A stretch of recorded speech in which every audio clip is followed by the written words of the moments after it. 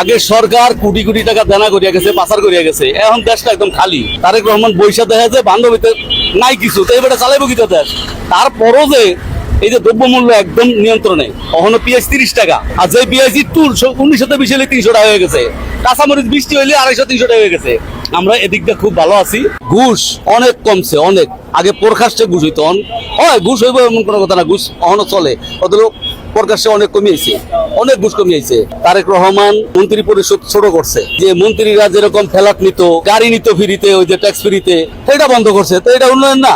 হাজার হাজার কোটি টাকা সরকারের থাকতেছে, সেভ হইতেছে, এইটা তো আমি মনে করি বড় উন্নয়ন। মন্ত্রী বাসে উঠছে, বাসেতে নামাই দিছে, তার আবার ভাঙতি টাকা নাই দেখা।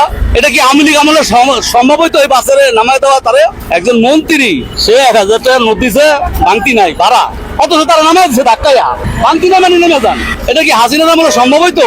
জীবন হইতো না। হাসিনার মন্ত্রীরা তো বাসেই উঠতো না, কারণ হয়তো বাজারও গাড়ির ভিতরে পিছে পুলিশ, সামনে পুলিশ, মন্ত্রী করে। এবারে শেখ হাসিনার একটা জিনিসই আমার তো খারাপ লাগতো, সে অফিসে যাইবো, অফিস করতে, এটা ভালো কথা দেশের মানুষের লিগা। অফিসে যাইতে আর 1 ঘন্টা আগে রাস্তা বন্ধ করতে হবে কি লিগা?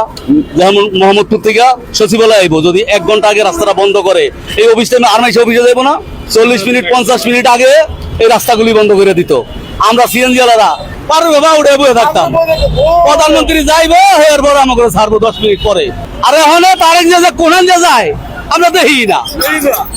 আমি একদিন তারেক জিয়ার লাগে ইয়াতে সচিবালয় থেকে মহাখালী পর্যন্ত গেছি, পাশাপাশি গাড়ি চালায় জ্যামের ভিতরে, এই গাড়ির সামনে বহা সাদা গাড়ির পাশাপাশি গাড়ি চালায় গেছি।